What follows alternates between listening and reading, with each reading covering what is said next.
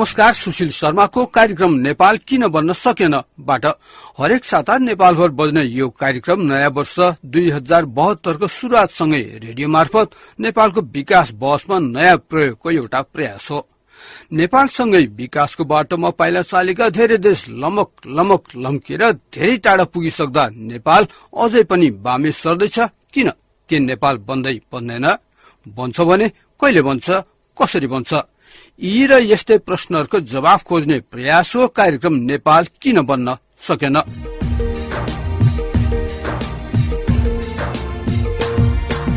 आजको कार्यक्रममा के अरूतिर औला ठड्याएर मात्र नेपाल बन्न सक्दैन भने के गरे नेपाल बन्छ? अब देश बनाउने हामी चाहिँ आफै देश बनाउन लाग्नुपर्छ। सरकार चलाउनको लागि समय दियो भने अब समृद्ध नेपाल बन्छ। एकताबद्ध भएर अगाडि गयो भने मित्र राष्ट्रहरूले पनि सहयोग गर्छन् र देश तीव्र गतिमा जान सक्छ। नेपाल विकास बारे अध्येता विपिन अधिकारीसँगको मन्थन। नेपाल बन्न नसकेको विभिन्न कारणहरू छन्।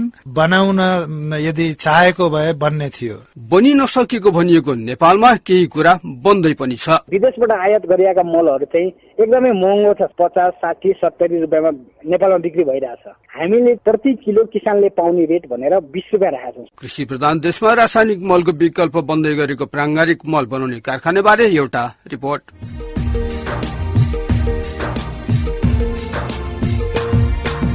नेपाल बनेन, नेपाल बन्न सकेन, नेपाल बनाउने काम भएन भन्ने एउटा त्यस्तो गुनासो हो जुन गाउँ शहर जुनसुकै ठाउँमा जुनसुकै पेसाका मानिसको मुखबाट सुनिन्छ। के नेपाल बन्दैन त? बन्छ भने कसरी बन्छ? सुनौ तीनै मानिसहरूका आवाज। म राजु शरण नेउपाने, म चन्द्रनाथ उच्च माध्यमिक विद्यालयको प्रधानाध्यापक। कुनै पनि देशको विकास राजनीतिले गर्ने हो। हाम्रो जस्तो गरिब मुलुक, विकासोन्मुख मुलुक, आत्मनिर्भर छैन, वैदेशिक सहयोगबाट चलिरहेको मुलुक, यहाँ आन्तरिक कलहले गर्दाखेरि दाता राष्ट्रमा पनि अलिकति प्रभाव पर्छ। त्यसमा पनि राजनीतिक दलहरू आफ्नो दलगत स्वार्थका निम्ति राष्ट्रिय भावना यो मुलुकलाई अगाडि बढाउनका लागि एकताबद्ध हुन सकिरहेका छन्। यो एउटा विडम्बनाको कुरा हो। जहाँसम्म राजनीतिक रूपले दलहरू एक ठाउँमा आउन सक्दैनन्, राजनीति सप्रिँदैन, देश पनि सप्रिन सक्दैन। आन्तरिक शक्तिहरू एकताबद्ध हुनुपर्छ। आन्तरिक शक्ति एकताबद्ध भएन भने स्थिति बिग्रिन्छ। सबभन्दा पहिले हामी देशभरिका नेपालीहरू, पार्टीहरू एकताबद्ध भएर अगाडि गयौँ भने देश विदेशका दाता मित्र राष्ट्रहरूले पनि सहयोग गर्छन् र देश तीव्र गतिमा जान सक्छ। मेरो नाम चाहिँ सुरेश ढकाल, यस्तै छैन मेरो गुल्मी। कुनै एंगलबाट हेर्दाखेरि देश बनिरहेको पनि छ। हामी हिजो बिहान पञ्चायत व्यवस्थामा चाहिँ जुन किसिमको चाहिँ कुर शासनबाट गुज्रिरहेको नेपाल, पछिल्लो समयमा आएर प्रजातन्त्र, जुन किसिमको प्रजातन्त्रको लागि जुन नेताहरूले चाहिँ योगदान गरे, त्यसै प्रजातन्त्रमा केही खुल्ला स्वतन्त्र रूपमा चाहिँ आफ्नो भोइसहरू बाहिर ल्याउन सके, त्यसलाई पनि एउटा चाहिँ विकासको रूपमा चाहिँ हेर्न सकिन्छ। पछिल्लो समयमा हेर्दाखेरि केही न केही डेभलप चाहिँ भएको हो। धेरैको धारणा चाहिँ अब नेपालका नेताहरूले गर्दा हो भन्ने पनि होला, तर नेताहरू कसबाट नेता भए? नेता त तिनै नेपाली जनताले नेता बनाएका हुन्। पटक पटक एउटै मान्छेलाई चाहिँ निर्वाचित गराएर पठाएका पनि छन्। किन पठाइरहेछन् भन्ने कुरा त्यहाँनिर फेरि जनतामाथि प्रश्न चिन्ह पनि खडा हुन सक्छ। त्यही नेताले चाहिँ देश बनाएन भन्ने जुन तर्क दिने जनताहरूले चाहिँ त्यही नेतालाई फेरि निर्वाचित गरेर किन पठाउँछन्? किन चेन्ज गर्न सक्दैनन्? अब हामीले हेर्दाखेरि अब देश बनाउने हामीले कोही नेता, कोही अभिनेता XYZ अर्को मान्छेलाई चाहिँ देखाएर हामी पञ्चायती बाटोतर्फ जानु हुँदैन। हामी चाहिँ आफै देश बनाउन लाग्नुपर्छ। म चाहिँ सावित्री सुनवार, मेरो घर रामेछाप जिल्लाको गुप्तेश्वर गाविस वडा नम्बर 3 मा पर्छ। देश नबन्नुको प्रमुख कारण भनेको यो राजनीतिक अस्थिरता नै जस्तो लाग्छ। सरकारहरू फेरबदल हुन्छ। अब एउटा सरकारले एउटा नीति बनाएको हुन्छ, त्यो नीति चाहिँ अर्को सरकार फेरबदल हुने बित्तिकै कार्यान्वयन नभएको अवस्था, अनुगमन मूल्याङ्कनहरू नभएको अवस्था हैन। एउटा सरकार बन्छ, त्यो सरकारलाई चाहिँ कम्तीमा पनि 5-6 वर्षसम्म उसलाई जुन कार्यान्वयन गर्नको लागि, उसलाई सरकार चलाउनको लागि समय दियो भने अब समृद्ध नेपाल बन्छ किन बन्दैन? म लक्ष्मण विष्ट, राष्ट्रिय जनमोर्चा मकवानपुर जिल्लाबाट चाहिँ नेपाल साँच्चै नबनेको होइन, नेपाल बनाउन नचाहे यो भ्रष्टाचार र यो अनियमितताको कारणले गर्दाखेरि नेपाल नबनेको हो। नेपाल साँच्चै नबनेको भनेको कुरा के हो भने यो अहिले राजनैतिक अवस्थामा नेपालमा चाहिँ यो हुनुपर्ने कुरा नभएको कारण चाहिँ नेपालका राजनीतिक दलहरूले स्वविवेक निर्णय आफैले गर्न नसकेको अवस्था छ र यो अन्यको स्थितिले गर्दाखेरि नेपाल नबनेको हो। मेरो नाम ज्योति नगरकोटी, लेले ललितपुर। कुनै कुराहरूमा अलिकति टुटफुट भए तापनि देश बन्दैछ। अब लागौं कार्यक्रमको अर्को खण्ड विकास विचारतिर, जस अन्तर्गत हामी नेपालको विकासबारे अध्ययन, अनुसन्धान, रुचि र सरोकार राख्ने विभिन्न विधा र क्षेत्रका जानकार अनि विकास नीति र कार्यान्वयनमा प्रत्यक्ष अप्रत्यक्ष संलग्न विभिन्न क्षेत्रका मानिसहरूको विचार, अनुभव र सुझाव सुनाउने कोसिस गर्छौं।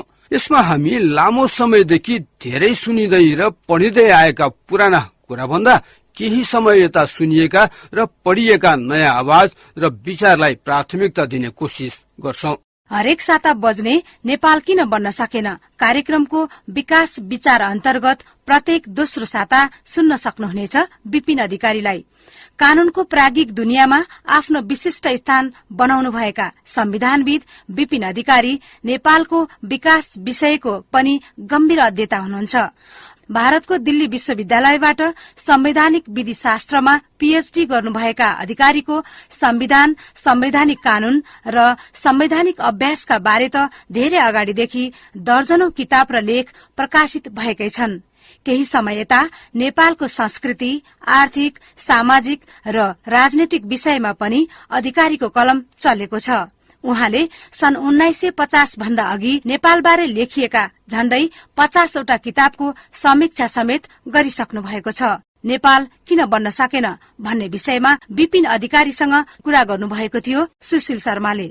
नेपाल बन्न नसकेको विभिन्न कारणहरू छन् र बनाउन यदि चाहेको भए बन्ने थियो। बनाउन कसले चाहेन? अब नेपाल बनाउने भनेको चाहिँ आम यो बनाउने कुरा सम्पूर्ण रूपमा सम्पूर्ण जनताले गर्ने कुरा हो, तर नेतृत्वको भूमिका चाहिँ सबैभन्दा ठूलो हुन्छ। अहिलेको नेपालको कुरा गर्दाखेरि यसको इतिहास 250 वर्ष भइसक्यो। 250 वर्षसम्म पनि नेपाल बनाउने नेतृत्व नेपालले पाएन हो। अब त्यसरी नै भन्नुपर्छ। वास्तवमा भन्ने हो भने नेपालका बारेमा सबैभन्दा पहिले लेखिएको पुस्तक भनेको चाइना मोनुमेन्टिस भन्ने पुस्तक हो। यो 1645-46 तिर लेखिएको पुस्तक हो र उनी चाहिँ एउटा डच चाहिँ तीर्थयात्री थिए जो चाहिँ चीनबाट घुम्दै घुम्दै नेपाल हुँदै चाहिँ हिन्दुस्तान गएका थिए। लेखकको भनाइ के थियो भने नेपाल एउटा विकसित देश हो। उनले जाँदाखेरि चीनबाट नेपालसम्म आउँदा र नेपालबाट हिन्दुस्तान जाँदा उनले सबैभन्दा विकसित अलि सभ्यता भएको धेरै हिसाबले चाहिँ धारा कुलोदेखि लिएर पानीदेखि शिक्षा संस्कृति यी सबै अर्थशास्त्र हरेक क्षेत्रमा विकास गरेको मुलुकका रूपमा चाहिँ नेपाललाई लिएको थियो उनले। उनी काठमाडौँ उपत्यका हुँदै गएका थिए र उनले स्पष्ट रूपमा उल्लेख गरेका छन् त्यो लेखकले कि बेतिया पुग्दाखेरि को बाटोसँग तुलना गरेर कि जति जति दक्षिणतिर लाग्यो त्यति त्यति अवनति देखिन्छ र नेपाल चाहिँ एउटा विकसित र समृद्धशाली देश हो भन्ने उनको सोचाइ थियो। भनेपछि विकासै नभएको कुरा त रहेछ।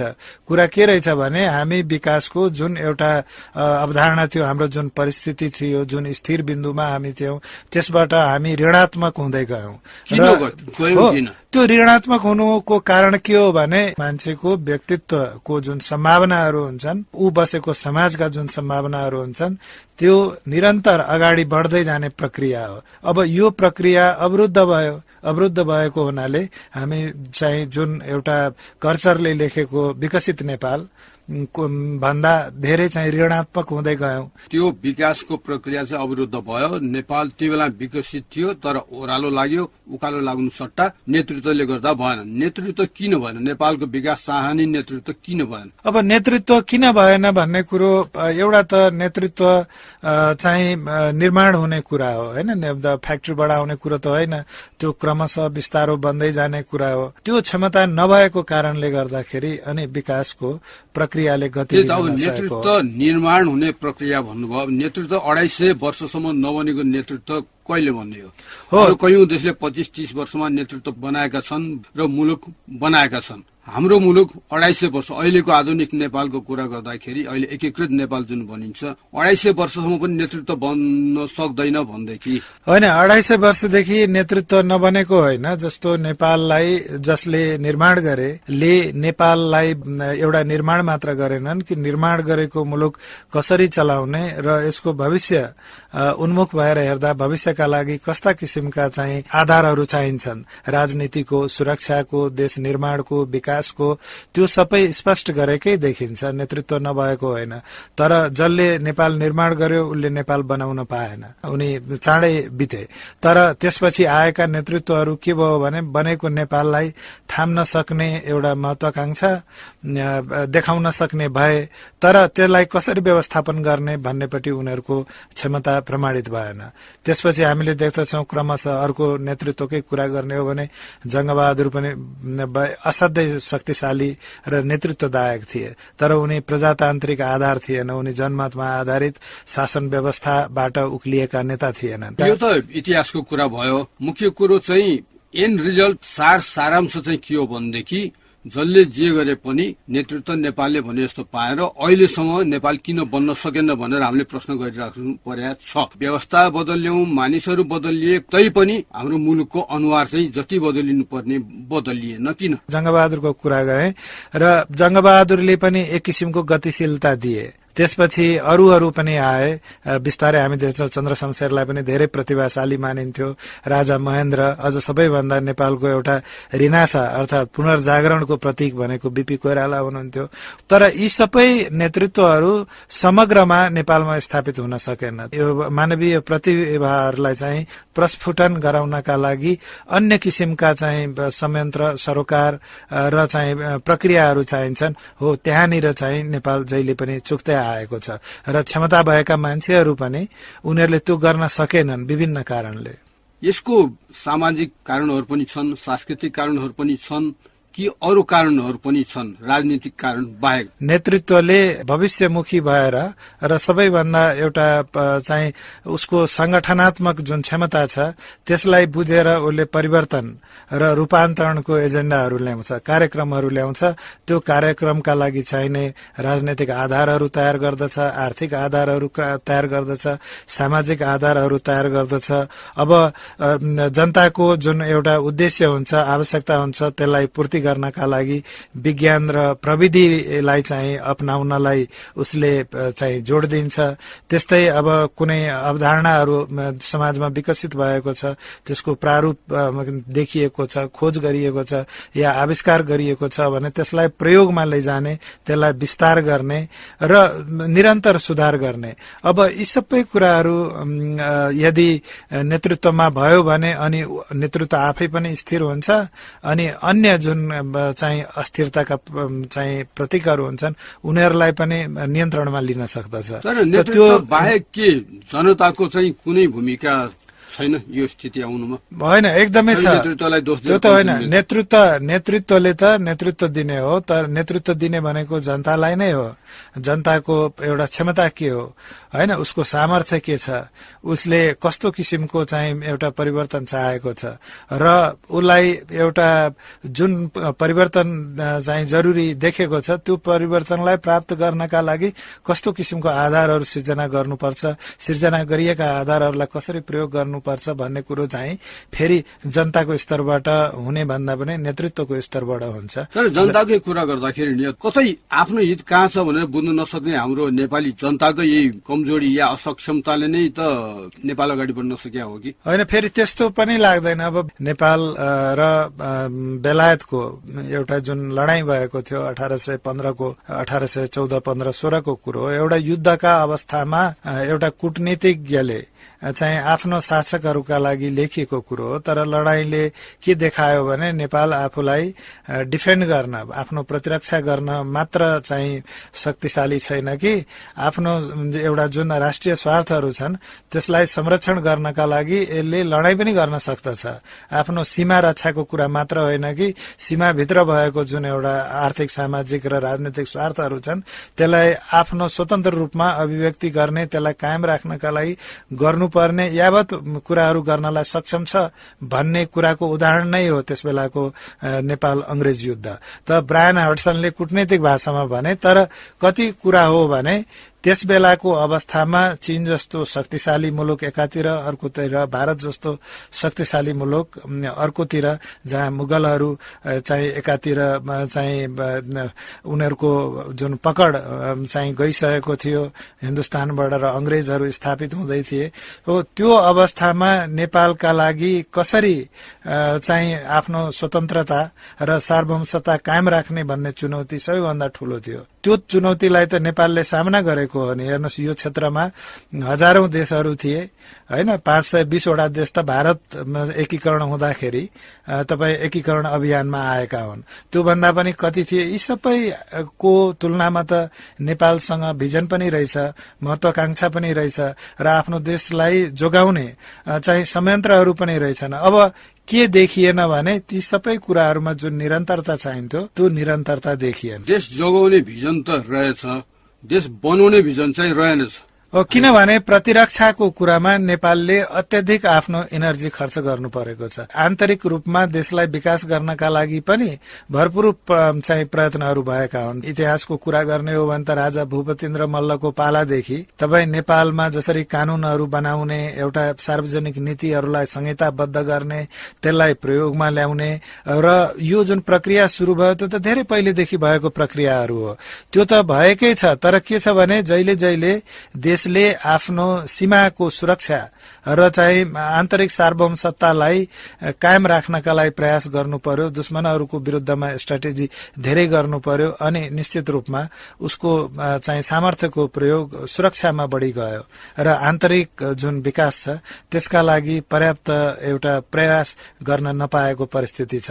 आज पनि त्यो कुरो त्यतिकै सही छ। यो सुरक्षाको प्रसंग कोट्याउँदाखेरि जुन सुगौली सन्धि नेपालले गर्न बाध्य भयो, विवश भयो, त्यस पछाडि चाहिँ नेपालको पराधीनता बढ्यो र स्वतन्त्र निर्णय गर्ने क्षमता घट्यो। त्यसले गर्दाखेरि आफ्नो देश बनाउने कुरामा चाहिँ तगारो खडा भयो भन्ने पनि सुनिन्छ। त्यो कतिसम्म सत्य लाग्छ? त्यो के हो भने नेपाल चाहिँ नेपाल अंग्रेज युद्धपछि पराधीन भयो या के भने बेलायतीहरूको प्रभावमा गयो भन्ने कुरा होइन। नेपालले त्यस बेलाको परिस्थितिमा जसरी चाहिँ बेलायतीहरूलाई अंग्रेजहरूलाई चाहिँ म्यानेज गर्नु पर्थ्यो, व्यवस्थापन गर्नु पर्थ्यो, त्यसका लागि चाहिने एउटा उच्चतम प्रयास नेपालको हकमा भएको छ। र पराधीन मुलुकले आफ्नो चाहिँ हारेको सिमाना के अरे हारेका चाहिँ क्षेत्रहरू फिर्ता ल्याउन सक्दैन। त्यो त नेपालले आफ्नो क्षमता देखाएर ल्याएको। अब आफूभन्दा बलियो प्रतिद्वन्दी चाहिँ सँग प्रतिद्वन्दिता गर्दाखेरि गिभ एन्ड टेक गरिन्छ र गिभ एन्ड टेक लेनदेन गरिन्छ। लेनदेन गर्दाखेरि एउटा राजदूतसम्म बेलायत सरकारको नेपालमा राख्नका लागि एउटा बन्द देशले एउटा खुला हुने प्रक्रियामा गएको सम्म हो। अब शत्रुलाई म्यानेज कसरी गरिन्छ, आतिथ्य गरेर गरिन्छ कि हतियारबाट गरिन्छ, त्यो त चाहिँ रणनीतिको कुरा भयो। त्यो रणनीतिमा भारत हारेको छ, चीन हारेको छ, नेपालले त जितेकै देख्छु मैले जहिले पनि। अहिले 1950 राजनीति र रणनीतिको मोर्चामा चाहिँ इतिहास हेर्दाखेरि नेपाल जितेको हो, विकासको मोर्चामा चाहिँ जहिले पनि हारेको। एउटा हामी विकासको कुरा गर्दाखेरि देख्दछौं कि अघि हामी कर्चरको चाइना मोनुमेन्टिसको कुरा गर्यो भने त्यो पुस्तकको किन नेपाल त्यो बेला त्यति शक्तिशाली भयो, त्यति बेला त्यति विकसित भयो भने किनभने नेपाल यस क्षेत्रको एउटा उत्पादकत्वको जुन चाहिँ परिस्थिति थियो त्यसमा नेपाल एउटा उत्पादनशील मुलुक मानिन्थ्यो हैन। उत्पादन गरेका सरसामानहरू जति थिए त्यसलाई नेपालले भारततर्फ मुगलानतर्फ पनि चाहिँ एउटा निर्यात गर्दथ्यो भने त्यसैगरी चीन तिब्बततर्फ पनि निर्यात गर्दथ्यो। कर्चरले मात्र होइन, त्यसपछि लेखिएका धेरै पुस्तकहरूमा नेपालले चाहिँ धेरै सिल्क उत्पादन गर्ने एउटा व्यापारीहरूबाट नेपालमा सिल्क आयात गरेको उदाहरणहरू उल्लेख गरिएका छन्। त्यस बेलाका ऐतिहासिक कालमा के देखिएको छ भने कि मल्लहरूले नेपाल शासन गरुन्जेलसम्म नेपाल साँच्चीकै चाहिँ एउटा बलियो देश, आर्थिक रूपमा एउटा बलियो देश नै थियो। किनभने व्यापारको नाकाहरू नेपालको कब्जामा थिए, नेपालको नियन्त्रणमा थियो, चीनसँग गर्ने पनि भारतसँग गर्ने पनि। र हिमवत खण्डमा तपाईँले देख्नुभयो भने कि पश्चिमको यदि कश्मीरदेखि लिएर पूर्वका चाहिँ सबै हिमवत क्षेत्रहरूमा जानुभयो भने काठमाडौँ जति एउटा प्रस्पेरिटी भएको, समृद्धि भएको अर्को राजधानी कहीँ पनि थिएन। त यो साँच्चीकै एउटा राजनीतिक रूपमा एकीकरण देशको राजधानी थियो वा थिएन भन्ने कुरामा हामी धेरै उतार चढाव छन्। तर सांस्कृतिक रूपमा त एकदमै स्थापित थियो नेपाल, र धेरै मान्छेहरू पुण्य कमाउन पनि, तीर्थ गर्न पनि, र खरिद बिक्री गर्न पनि, किनमेल गर्न पनि, व्यापार गर्न पनि काठमाडौँ आउँथे। तपाईँ काठमाडौँ उपत्यकामा भएका तपाईँ कश्मीरीहरूदेखि लिएर त्यस बेला चाहिँ चीनदेखि तिब्बतदेखि उत्पादन व्यापारमा आएका तिब्बतनहरूदेखि लिएर धेरै हिन्दुस्तानीहरू जो अहिले नेवार जातिमा विलिन भइसकेका छन्, तिनीहरूलाई हेरेर हामीले भन्न सक्दछौँ कि यसको समृद्धि त प्रश्नवाचक स्थिति छँदै थिए होइन। प्रश्नवाचक हिँडेर आयो त्यति बेला, त्यति समृद्ध विकसित त त्यही भयो कि नेपाल अहिले चाहिँ सबभन्दा पछाडि नेपाल एउटा जुन नेपाल निर्माण गर्ने क्रममा यो समृद्धिले जुन एउटा शौर्य र शक्ति जुन नेपालले प्राप्त गर्यो, त्यो चाहिँ उसले यो सांस्कृतिक रूपमा जुन राजधानी भइरहेको काठमाडौँ उपत्यकालाई अब राजनैतिक रूपमा पनि एउटा ठूलो क्षेत्र बनाउने कामना, त्यसबाट चाहिँ एउटा नेपालको खर्च पक्ष, ब्यालेन्स सिटमा लागत पक्ष बढी हुन गएको देखिन्छ। अनि लागत पक्ष बढी हुन जाँदाखेरि त्यो त नेपालमा भएको अहिलेसम्मको सबैभन्दा सघनतम प्रयास थियो नेपाल निर्माणको।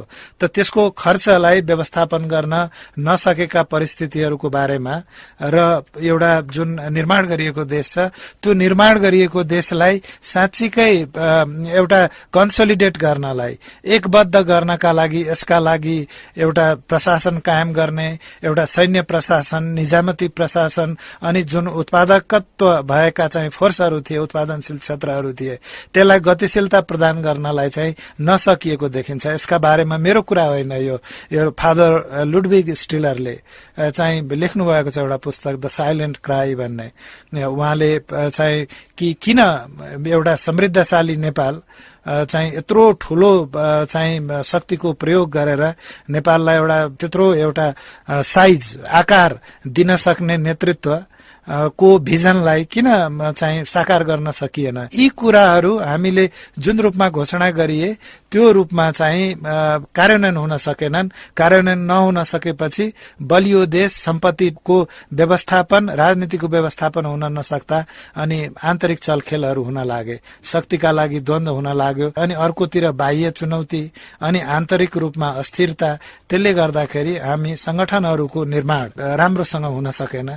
यो त भयो इतिहासको कुरो, हामीले पछाडि फर्केर हेर्यौं। भविष्यतिर हेर्दाखेरि अब फेरि विकसित कोटीमा पुर्याउनलाई, फेरि समृद्धिको बाटोमा डोर्याउनलाई, नेपाललाई बनाउनलाई अब के गर्नुपर्छ? कुनै पनि फर्मुलाले देश बन्ने होइन, नेपाल बन्ने होइन, विकास हुने होइन। त यो त समग्र रूपमा नेपालको अहिलेको हाम्रो जुन मानवीय स्रोत र साधनहरू छन्, जुन अहिलेको शिक्षाको स्तर छ हाम्रो, जुन हाम्रा उत्पादनशील क्षेत्रहरू छन्, र जसरी चाहिँ एउटा प्रजातान्त्रिक शासन व्यवस्थामा हामी प्रयोगरत छौं, यी सबै पक्षलाई हाम्रो आफ्नो सामर्थ्य अनुसार र भविष्य उन्मुख भएर प्रयोग गर्न सक्नु पर्दछ। भनेको एउटा, दुईटा, तीनवटा मात्र प्रक्रिया मात्र होइनन्। यो राष्ट्र निर्माण भनेको समग्र रूपमा, सामूहिक रूपमा समस्त क्षेत्रमा प्रयोग हुने प्रक्रियाहरू हुन् र हामीले प्रजातन्त्रलाई आधार बनाएर अगाडि बढ़िरहेको परिस्थिति छ। अब प्रजातान्त्रिक संरचनाहरूको प्रयोग गरेर र आम नेपालीको जुन वर्तमान क्षमता छ त्यसलाई भविष्यमुखी बनाउने हो, गतिशीलता प्रदान गर्ने हो। त्यो त हरेक क्षेत्रमा गर्नुपर्दछ। अहिले जे जस्तो परिस्थितिमा नेपाल छ त्यो परिस्थितिमा नेपाल बन्न सक्छ कि सक्दैन? होइन, बन्न सक्दछ। बन्ने भनेर तयारी मालको कुरा त होइन। त्यो थियो नेपालको विकास विषयको अध्ययनमा गहिरो रुचि राख्ने लेखक एवं अध्येता विपिन अधिकारीसँगको कुराकानी।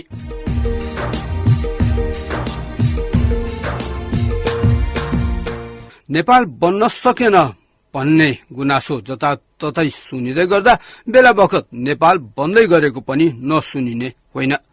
बिस्तारै बिस्तारै भए पनि थोरै थोरै मात्र भए पनि केही न केही नभएको होइन। त्यस्तै एउटा उदाहरण हो कृषि प्रधान नेपालमा वर्षेनी अर्बौं रुपियाँ खर्च गरेर आयात गरिने रासायनिक मलको आर्थिक, वातावरणीय र स्वास्थ्यको दृष्टिले एउटा राम्रो विकल्पको रूपमा बन्दै गरेको प्राङ्गारिक मल कारखाना, जसका बारे रिपोर्ट तयार पार्नु भएको छ हाम्रा साथी विनोद शर्माले। राजधानी काठमाडौँबाट झन्नै 30 किलोमिटर पूर्वमा पर्ने काभ्रेको नालामा रहेको नेपाल इन्टिग्रेटेड मोडेल एग्रो फार्मले गएको भदौदेखि प्राङ्गारिक मल उत्पादन गरिरहेको छ। 3.25 करोड़ रुपैयाँको लगानीमा स्थापना भएको कारखानाको वार्षिक 9,500 मेट्रिक टन मल उत्पादन गर्ने क्षमता छ। व्यवस्थापक बलराम श्रेष्ठ, कालीमाटी तरकारी बजारको वेस्टेज तरकारी भनौँ यसलाई चाहिँ जम्मा गरेर कुहिने पदार्थहरूलाई चाहिँ हामी यहाँ हाम्रो नालामा ल्याएर 1-1.5 महिनामा यसको स्वरूप चेन्ज भएर यो धुलो जस्तो देखिन थाल्छ, माटो जस्तो। अनि त्यसलाई चाहिँ हामीले बिरुवाको लागि चाहिने सूक्ष्म तत्त्वहरू, विभिन्न तत्त्वहरू मिश्रण गर्छौँ। त्यो मिश्रण गरिसके पछाडि चाहिँ त्यो मल तयार हुन्छ। कारखानाले एक दिनमा 27 मेट्रिक टनसम्म मल उत्पादन गर्न सक्छ। मल उत्पादन गर्ने मेसिन पूर्ण रूपमा सञ्चालनमा आउन सकेमा वर्षमा करोडौं रुपैयाँ बराबरको रासायनिक मलको खपत घटाउने लक्ष्य राखिएको छ। व्यवस्थापक श्रेष्ठ, हाम्रो मेसिनले चाहिँ कुल क्षमतामा चाहिँ उत्पादन गर्दाखेरि वर्षमा समग्र काभ्रे र समग्र नेपालभरि गरेर 30 करोडसम्मको रासायनिक मललाई चाहिँ खपत गर्न सक्छौँ। अनि विदेशबाट आयात गरिएका मलहरू चाहिँ एकदमै महँगो छ, 50, 60, 70 रुपियाँमा नेपालमा बिक्री भइरहेछ। हामीले प्रति किलो किसानले पाउने रेट भनेर 20 रुपियाँ राखेका छौँ। देशभर यस्ता 25 कारखाना स्थापना भएर सञ्चालनमा छन्। कृषि विकास मन्त्रालयका अनुसार सरकारी अनुदान पाएरै स्थापना भएका सबै कारखाना पूर्ण रूपमा सञ्चालनमा आउँदा वार्षिक 60,000 मेट्रिक टनसम्म प्राङ्गारिक मल उत्पादन हुन्छ। मन्त्रालयको कृषि सामग्री व्यवस्थापन शाखाका प्रमुख भगवान प्रसाद खतिवडा, प्राङ्गारिक मलले टोटल्ली रासायनिक मललाई हटाउँछ भन्ने त हुँदैन, कहीँ पनि हुँदैन, विकसित देशमा पनि छैन र हुँदैन पनि। तर रासायनिक मलको बढ्दो प्रयोगलाई न्यूनीकरण गर्न चाहिँ प्राङ्गारिक मलले गर्नुपर्छ। नेपालमा वार्षिक 3 लाख मेट्रिक टन रासायनिक मल खपत हुने गरेको छ। त्यसका लागि हरेक वर्ष 15-16 अर्ब रुपैयाँ बाहिरिन्छ। प्राङ्गारिक मल लगायतका आन्तरिक उत्पादनलाई वृद्धि गर्दै जाने हो भने बाहिरिने रकम घटाउँदै व्यापार घाटा पनि कम गर्न सकिन्छ। Vinod Sharma.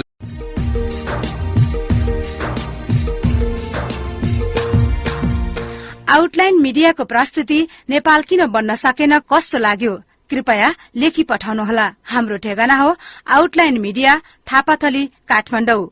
Email nkbs2072@gmail.com। Phone number 4227 325।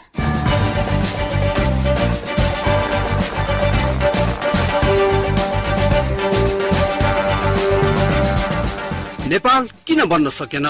स्रोत र साधनमा नेपाल भन्दा गरिब धेरै देशले विकासको लामो फड्को मारिसक्दा स्रोत र साधनको धनी नेपाल अझै पनि गरिब छ किन? राजनैतिक तन्त्रले पटक पटक धेरै कोल्टे फेर्यो, तर अर्थतन्त्रको मुहार फेरिएन किन? नेपाल बनाउने कुरा धेरै भए तर नेपाल बन्ने काम भएन किन? के नेपाल बन्दै बन्दैन? बन्छ भने कसरी बन्छ? कहिलेसम्म बन्छ? आखिर अहिलेसम्म नेपाल किन बन्न सकेन? नेपालको विकास बहसमा बीबीसीका अनुभवी पत्रकार सुशील शर्माको एउटा नयाँ प्रयोग। नेपाल किन बन्न सकेन? विकास बहसमा एउटा नयाँ प्रयोग, नेपाल किन बन्न सकेन लिएर हामी फेरि अर्को साता आउनेछौँ। त्यतिन्जेलसम्मका लागि सबैमा नमस्कार।